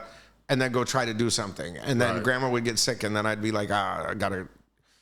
Who would you say is the best producer you worked with? That you've seen him, like, there's nobody like him? Quick is the bar none best producer, artist, most well-rounded, gets it guy there is. I mean, he's the producer's producer. He is Quincy. You know what I mean? Like, there's nothing that DJ Quick ever touches that is not great. You know what I mean? Like, there might be, songs that aren't like, massive hits or whatever, or may go up and down or whatever it is. But if sonically, if you look at DJ Quick's body of work, whether it's AMG, High C, Second to None, his own projects, Sugar Free, I mean, all of them were successes. He's never had a miss with an artist. If he produced, look, Tony. I didn't know he. Let's Get Down. I didn't know that. It's DJ Quick, G1. Wow. You know what I mean? Like, he's never had a miss. He's great. Best producer in the game. I mean, the drums for Up in the Club or My Dad's Gone Crazy, any of those type of records, Dre went to him. Up into the club? I didn't know that. That's DJ Quick, buddy. Shit. Damn. I mean, I'll blow your mind. Listen to YG. My hitter, DJ Quick. Damn. Okay. That's surprising. That's an eye opener right there. Now, because I always. But that's how humble he is. Yeah. He'll go in and do it and not take the credit for it and just say, whatever. Recently I called Quick. I'm like, I'm having trouble with this mix. Come over here and fix this fucking thing. Mm-hmm. And it's like looking at a old Studebaker or something. He comes in, does a couple little things, and says, "Later, D." You know what I mean? Like, well, what do I owe you? Fuck you. Buy me lunch. You know what I mean? Like, that's cool. There's nobody more humble, more accessible, more consistent than Quick, and he knows everything. He's a student of the craft and just a great guy. I talk to him once every couple of weeks. Wow. He gives me shit on everything I say. His first album went diamond, right? I don't know if it went diamond, but I know that he's done, Pac did, and he had a lot to do with that. Oh. All Eyes on Me, that's DJ Quick too? He mixed a lot of that album. If not the whole thing. I don't know. When I know Johnny J. I think Johnny J's tracks, I don't know. Oh, okay. But I know when it was time to finish All Eyes on Me, that Suge handed it to Quick. Oh, wow. And Quick oversaw the ending of it. So it was platinum, his first album. It just went platinum. That's it? Yeah, it didn't go diamond. Well, Tonight, it was a huge record. Yeah. But look, we had hit after hit after hit with Quick at radio. Music Gangster was a radio hit for us. Quick is one of the most consistent, and not just that, but look at his touring. He's still touring to this day. Can do an arena, can do a club. It's great. Dope. And always sounds great. I've never seen him screw up a show. So I've heard you talk have a lot of conversations about Spotify and their new contracts and their new policies and all that stuff. And it's almost seems like it's like all artists should beware of them. What's going on with that? I'm not a fan of Spotify. Look, Spotify has extorted artists and made so much money off the backs of artists and not given much back. Spotify, in their new terms of service thing, it's it's so gray area. You know, if you're an artist, for instance, say you're DJ Quick, right? And you got a record deal and you got everything out there, but you have a personal account to listen on Spotify. Well, the personal terms of service says that they can use your image, your likeness, they can put it on any TV shows, they can remix it, they can AI it, they can all that. So where's the fucking line? You know what I mean? Am I violating my recording contract by having a personal thing on Spotify? Because you can use my image and likeness for your own advertising and everything, or you just taking out the money out of my pocket. You know, it's just, what is the latest way that Spotify is taking advantage of artists is the way I look at it. And then they're using the profits instead of reinvesting it in artists or giving some incentives to artists. Like, I like Coda Music, the new platform that's out, because, like, for instance, if you have a subscriber, they pay you for it. You know what I mean? It's a $10.99 platform, has all the same stuff that Spotify does, maybe not as much as the independent or whatever the heck yet, but because it's new, but they got all the catalogs, but they're more artist intensive. You keep your own data. Spotify makes billions off of everyone's data, where Coda, you own your own data. Do you know what I'm saying? Like, they're not, you know, so you can the playlist. Look at the playlist. The record companies own equity in Spotify, so they do the record company's bidding. You know what I mean? If Spotify didn't do the pro rata streaming and all of that, then they couldn't leverage Apple and everybody else to do it that way. You know what I mean? Amazon and all of that. Like, I mean, Spotify is the devil. What would you say to an independent artist that just, you know, they made It's a necessary evil to use as a tool, but bet on you. Get direct to consumer. Do stuff like that. You know, get your own buzz. Make your own merch. Do all of that kind of stuff. Make yourself hot within that and don't look at it. Like, for instance, back in the day, they used to say, hey, if you just play my record, I'll go platinum. I'll be a star if you just play my record. Right. No, it doesn't work like that. It'll fly over everybody's head. You'd have a hit at radio and no one would know who you are. Do the work first and then get radio. You know what I mean? Like, yeah, you have to use Spotify. You have to have your stuff on Spotify. But do everything else too. It's like with the Cardi B thing. She's not hanging her hat on Spotify. A lot of meet and greets, you know, a few podcasts. You know, look at Taylor Swift. She sold 1.2 million pieces of vinyl the first week. Yeah, that seems to be the new thing. People are going back to the old product. But look what she did. She put 5 different covers, a couple extra songs on little, you know, this kind of stuff. So her fan base buys all 5. Smart. Wow. What did the Taylor Swift marketing team do to make her so big? Or is she just that good? I mean, look, she's non-abrasive. You know what I'm saying? She writes basic pop songs. You know what I mean? Like, she can... I mean, look at the synergy between her and the NFL alone. The 2 minutes that she spent. Think about, okay, at the Super Bowl, right? How much is it to buy a spot on the Super Bowl? $7-10 million, something like that? Yeah. She got 2 minutes. Ice Spice can't sell a record to save her life, but everybody knows who she is. Yeah. She's sitting next to Taylor Swift at the Super Bowl. Yeah, she was. That's great marketing. Shout out to Jimmy Henchman. So, going back to your track record, we see that you worked with Ludacris. How was Chris that? Lova. Chris Lova was a DJ on Hot 97.5 in Atlanta. Right. And he used to call me every morning. Every morning. Is there a job open at Power 106 yet? Is there a job open at Power 106 yet? And I didn't know that he was Ludacris. And all of a sudden... this record drops, Cadillac Wheels, Cadillac Spills, whatever. I'm playing the record in hot rotation. Didn't put the two together. And I'm in Phoenix or somewhere. We're doing a radio show around the time of Where I Want to Be. I was with Shane. And this guy, and Ludacris walks up and he goes, yo, Dame. And I'm like, Ludacris, hey. And he goes, no, I'm Chris Lova. And I'm like, wait a minute, Ludacris is Chris Lova? And he's like, yeah, from Atlanta, you know, da-da-da-da-da. And I'm just like, what the hell? And shout out to Poon too. I mean, they were on the air together. And yeah, I mean, from there on, I mean, Luda and I knew each other well. We did records together. We did a bunch of stuff. Luda and I did did we do a record with Nate Dogg? No. Nate and Luda did a record together. But Luda and I did a couple of things together. Did they roll out?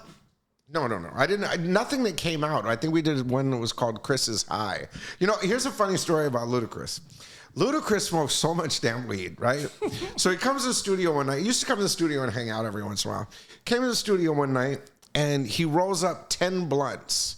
And he takes a cup and he puts it in the middle of the room. He puts them all in there and he goes, everybody grab one, 10 on deck, let's have some fun. And we start writing this song together. It's called Chris's High. Everybody grabs a blunt. We're in little Larrabee West studios and everybody's smoking. Well, Howie Hirsch, the keyboard player, my partner with all of the hit records, Music and Me, all of them, is sitting there and he gets a contact high. Well, the stairway to go up to the door at Larrabee West, it was like the ground level and the studio floor, and then a little stairway that went up, and then you go out the door. Well, Howie's asleep on the top of the thing, and every time the door opens, it would hit him in the head. And I walked up and I go, Howie, what the hell are you doing? And he goes, oh, I'm trying to stay low because smoke rises. And I go, bro, but the door keeps hitting you in the head. And he goes, I thought it was the bass. But that was, you know. But Luda was always a great guy. You know, I mean, he was one of the artists of that generation that, you know, we played, we supported, we did a bunch of shows with him. You know, Hot 97, Power 106, 32 stations in the middle. Was Luda. But he was more of a visual artist. Where Luda excelled was being theatrical. The videos. Do you know what I'm saying? Those videos were off the chain. You know, I mean, and the animation and all of that kind of stuff. So in the era of BET and the Box and MTV, he was like, he did great work, you know, and he worked really hard. And then the transition into acting and all of that stuff. Right. I mean, he's an incredible artist.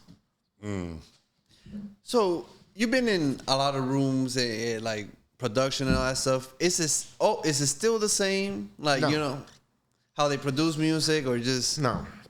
You know, a lot of the way that the world works right now is momentum. You know, if somebody does a record in their bedroom, they've forgotten collaboration. You know, collaboration is what made records so entertaining. The guitarist played off of the keyboardist played off the engineer could step back from behind the board, play a bass riff real quick, and you know, it was all a collaborative effort. But now, with as fragmented as everything, and especially with COVID and all of these kind of things, people make these songs in their room on, you know, Fruity Loops or whatever it is, and they just upload it, and that's that. Then if it gains a little bit of momentum, a label or, you know, whatever it is knocks on your door, they push it as far as they can, they screw you over for the royalties, and they move on. You know, so there's no, you don't get a lot of artists that get out of the one-hit wonder thing. You know what I mean? And it just is what it is. So, I mean, no, they don't. You know, not only do they not follow the promotional model, they don't follow the artist development model, they don't follow the studio sessions and mentoring and teaching people how to make iconic records that last. So here we are. You know, you get 10-second viral moments that are more about what they said in a verse that relates to something that they can either turn into a sales pitch to get you to buy something than a hit record. So a lot of it is just, will they create a viral moment out of it? So they don't even develop artists. You almost have to come with everything already done. You already have to have a fan base.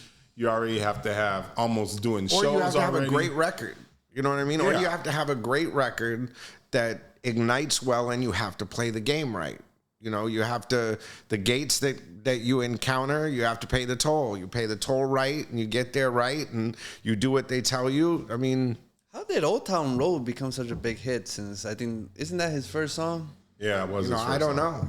You know, I mean, you know, you could say that about Tipsy. You could say that about any of those. They were just good records. Right. You know what I mean? And once the momentum started, they knew how to foster that growth and keep pushing. You know, but it's like, look at, you know, the latest little thing about Lil Nas X and the walking in his underwear down the street. You look at Britney Spears and dancing naked on Instagram. You got, I mean, what happened to them? Do you know what I'm saying? The process of conforming to the system and doing what they're telling you destroys artists.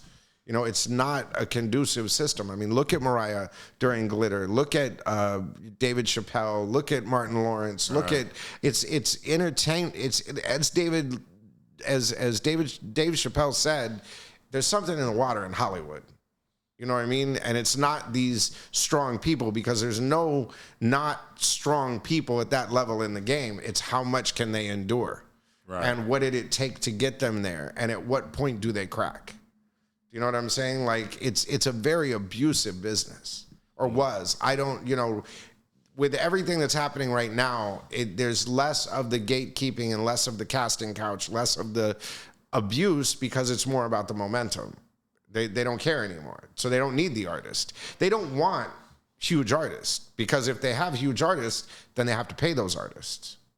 You know what I mean? The bigger that the artist is, I'd rather have a hit record than a big artist, because I can go have one record that sells 1 million or 1 million that sells 1. It's the same thing to me. So I'd rather just take the momentum and have a bunch of little records than have 5 big records from this artist and have to deal with having to pay them more. Do you know what I'm saying? Or have to deal with the ego, or have to split my money with them. And that's why we're in the state that we're in. Were there agents in like this, like, you know, industry parties and stuff like that, that their goal was to kind of make the artists get hooked on drugs? You know, you got to look at human nature, okay? It's not just artists. It's just, you know, the music business and the entertainment business is projected to the world. So it looks bigger. But how many people meet a girl in a bar, try to get them drunk to get them home? It's the same freaking thing. You know what I mean? You tell an artist, I'm going to make you a star, but I need you to do this. You know, the entertainment business is the center point of everything. Alcohol, drugs, ego, money, sex, you know, everything is encompassed, and everybody loves some form of entertainment. So what can they do to keep it and sustain it? Well, I'm not going to promote your record unless you go in this room with me. How many times did that happen to an artist before they just went, I can't do this anymore, and are dancing naked in front of the Instagram? So and how many powerful people prey upon that? Right. The same where if a girl can't afford a drink and this guy will buy her a drink, yeah, I'll kiss you. Right. You know what I mean? Like, I'll play the game. The one thing I wanted to ask you, because we talked about so many people being from LA and you had the biggest radio station at the time, did you have any interactions with Ice Cube? Oh, yeah.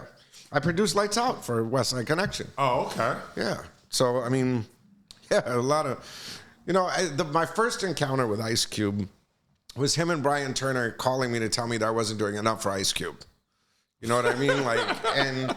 But then we formed a relationship. You know, I mean, I don't know where it stands today, but, you know, I mean, because, you know, I don't know what happened with the Mac 10 stuff and all of that kind of stuff, but I don't know where it all, whatever. But, you know, I know for a while there, we did a lot together. And at one point, his manager, Michael Papali, came to me and said, me and Cube want to be in the Damizza business. And we were talking about signing Ice Cube to that deal with Power 106. We were going to sign Ice Cube to Power 106. That's when, I know you said you guys were, Power 106 started signing artists, right? Yeah, and I just said, no, I'm not. I would not put one of our core artists. This was towards the end when it's like, look, we want to do this. We've seen the promotion that you do. We see what you do in breaking records. We want to be a part of that. And I was just like, I can't subject you to this. You know what I mean? Like, I don't know how long this is going to last. They're not doing it right. So I would not, look, it would have been great for me to sign Ice Cube. Right. You know what I mean? It would have looked great for that. You know what I mean? Right. Like, personally, ego-wise. And I, you know, if I was thinking of from that point of view, I would have done everything I could to get it done. But I did not want to jeopardize the relationship with one of our core artists and somebody that I respect that much. Right. But, you know, Ice Cube has done such an amazing job of what he's done overall that just to be a speck in that, you know, to have one little piece, which was Lights Out, you know, it was absolutely amazing. I mean, we've done so many shows with Ice Cube. But, you know, it's like a lot of artists. You know, I did Be Real's podcast, and I realized we worked together 100 times. We've done 20 shows. We've seen each other many times, never past hello. You know, or the meeting, what was spoken in the meeting. We've never sat down and had a conversation. Right. That was the longest conversation we've ever had. You know what I mean? Like, so it's crazy because, like Ludacris, you know, we worked together 100 times. Have we ever sat down and had a conversation? No. You know, I mean, it's so transactional, as Billy Corrigan would say. You know, you can do this, I can do this. Will you stick to your word? I'll stick to my word. Boom, here we go, boom. But that's the thing about me that everybody knew is if I tell you I'm going to do something, it's going to happen. Right. By hook or by crook. And that's what you get from me. I will never tell you I can do something that I can't do. Got it. We also saw that you worked with Lil Wayne. We did one song. TQ was signed to Cash Money for a little while. And I did a lot of records with TQ. I did Daily. I did one big record. Yeah, West Side. Yeah. But Daily, the song that we did together, was a top 5 R&B record on Billboard. Okay. You know, I mean, we had a pretty good run. And TQ and I are friends for years and years and years. But when he was signed to Cash Money, we did a song called The Ghetto. And that was with Lil Wayne. Oh, okay. And so I did one record with Lil Wayne, but I don't think I've even ever met maybe once, like in that ghetto context, maybe. But I think, you know what I mean? But right. Now you're doing live shows. I'm doing all kinds of stuff. Yeah. I'm coming to the one on the 12th. Nice. Synergy Sessions we did last year, the first one last year. We had Bobby D, we had Steve Rifkin, we had Concrete, we had Big Boy, we had Brown Bag or Rosecrans Vic from Brown Bag, we had Cloth, we had, just a lot of people came to it. Michelle S. and I. And it was just kind of, you know, I was new back to the business. And I wanted to do something and talk about synergy marketing, get people in the room, and you know, with the TikTok stuff and all of this, I wanted to get people talking about how can we fix this thing, and called everybody together. We did it, whatever. And then this year, I was talking to Hitmaker, Vu, and Paul and Michelle, and they're like, we should do it again. And I called up Harvey Mason, who I've been going back and forth with on all kinds of stuff. I was like, hey, I need you this date, and he's like, yeah, I got you. And I'm like, that quick? Like, you know, so supportive. And I thank him so much for it. And that's what started the snowball of it this year. So Synergy Sessions is on Sunday. We have Big Boy. We have Harvey Mason Jr., Big Tank, who's been great to me. I grew up with Tank. Yeah, biggest music supervisor in the game right now. I mean, for Stars, for BMF and Ghost and Boondocks. Anything 50 Cent does, he's BMF. There. I mean, he's the guy. So, you know, to have him and Alex Aguilar, who's the business guy for the 724, which is the local union here, and in talking about unions and getting together, that's the guy. You know what I mean? If you want structure and that kind of stuff. So to have him a part of it is great. And Ann Mincielli, who's she's Alicia Keys' partner. She's got 3 Grammys, an engineer. But what's crazy about Ann is on I Still Believe, the first record I ever produced, that was her first session as a second engineer. Do you know what I mean? So we go back that far to our first record. Right. You know, so it's just been absolutely amazing. So we come together, we're going to talk about everything from, you know, direct to consumer and synergy marketing and all of this kind of stuff, and then let the independent artists ask the questions. You know, what do they need to know? You know, and then here's this industry panel of expert in anything that you'd want to know. If you want to know about radio, there's nobody bigger than Ask for Big Boy. You know what I mean? And it's an excuse for me to have my birthday party. So afterwards, we're going to have a cocktail party. Kool-Aid's hosting, and we're going to have a lot of fun. And I've been having a great time with Kool-Aid. Kool-Aid and I just go out and act stupid. You know what I mean? And get it on tape and go to release parties. I'm excited about that. When is it happening? The 12th. The 12th? It's on Sunday. Oh, this weekend. This Sunday. Perfect. Come on down. Join us. What venue are you guys using? We're doing a Create Music Group. Okay. So it's the old Disney soundstage, but it's in Hollywood. That's dope. And their studios are amazing. Create's done. I think Marshmallow has something to do with that. It's great. What else you got, guys? Come on. Oh, we could go down the list. We didn't want to tire you out. You're about to, so hurry up. So I'm looking at all these lists of artists. Have you worked with Fat Joe? Have I worked with Fat Joe? Well, yeah, a lot. Joey was actually, we did Ghetto and Gutter and Gangster. The first record that I rapped on, that a artist featured on, was me and Fat Joe Dirt on Mac 10's Ghetto, Gutter and Gangster. And I'd written it for somebody else, and I was kind of a joke, and I was just doing it. He's like, oh, no, I'm getting on that. And so we've done records together. But Joey was one of the first artists that I met when I got to Power. And I always loved Flo Joe and all of that kind of stuff. And Friday Night Flavors, being such a fan of Friday Night Flavors, Joe was a big part of Friday Night Flavors.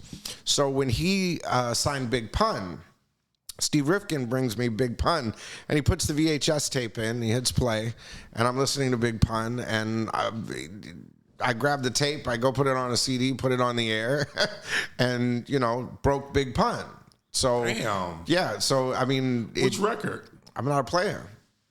Okay. So he showed me the video for I'm Not a Player, my darling, darling baby. And I was like, record. And I was like, this is awesome. So I take the VHS tape out, I go in the production room, I put it on a CD, I hand Rifkin back his VHS tape. He's like, what are you doing? And I was like, nothing. And we're just sitting in the office. Then all of a sudden it starts playing on the radio. Wow. And Rifkin's like, dude, we don't even have CD copies of this yet. We haven't even told New York about this yet. What are you doing? I said, I'm breaking the record. So that's how Big Pun got broke. And Pun and I I mean, Jimmy's in the Bronx. We'd sit there and, I talked to Pun right before he passed. Like, Pun was great. Shout out to Bigger B, rest in peace. We used to hang out and whatever. And so Joey and I, every record, I broke them all. And plus him and Irv, so Joey, we've done... almost every powerhouse. Yeah, wow. You know what I mean? So Joey and I go way back. You know what I was going to ask you? The Baker Boys. So the Baker Boys are legends. Yeah, I know. They were super legends. Why did they leave Power 106? Because they were such a part of the culture. It was just, I think they had other things going on. And then, it was just, they had made their run. But the Baker Boys, iconic LA. The Billboard campaigns and stuff like that. They very much changed radio. Baker Boys were, look, Big Boy was found through the Baker Boys. Vice was found through the Baker Boys. All of those guys, the Baker Boys ran that era. You know what I mean? And not just that, but, I've worked with the Baker Boys so much over the years. Even, in one of those stints that I was talking about where I came back, tried to do something, I was going to do podcasting before podcasting on the radio and do it on the internet. And I hired Michael Blackson, the comedian, to do mornings, and we were going to build sets and do the whole thing and have them, basically do radio shows on the internet and then simulcast. But the Baker Boys were the first people that I brought in. I've always said the Baker Boys do not get enough credit for what they've done. Right. They opened the door for a lot of people. The story that I originally heard about Big Boy is the Baker Boys invited Big Boy to a barbecue. Mm-hmm. And Rick Cummings, who was the GM at the time or program director of Power at the time, was at the barbecue and was like, who is this? And that's how Big Boy got on the radio. Oh, that's awesome. So a lot of people came through the Baker Boys. Yeah. I think we're done. We're done? Yeah, we're done. We got 2 hours in. We got a solid 2 hours.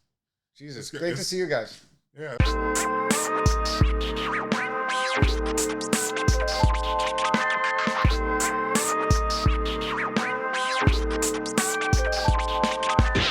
I'm down 162 pounds in 6 months, and it feels great. Looking at myself in the mirror is a trip. I marvel at myself now because I'm like, man, I've done this in 6 months. 6 months is not that long ago. I started this program back on July 1st at 288.5 pounds. Today I weighed in at 184. When I first got here, I was sad and depressed and stressed out.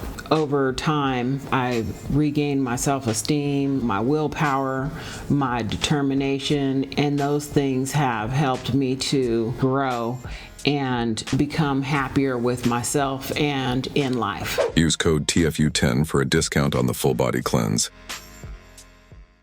This is O'Shea Jackson. You're listening to TFU Podcast, if you didn't know.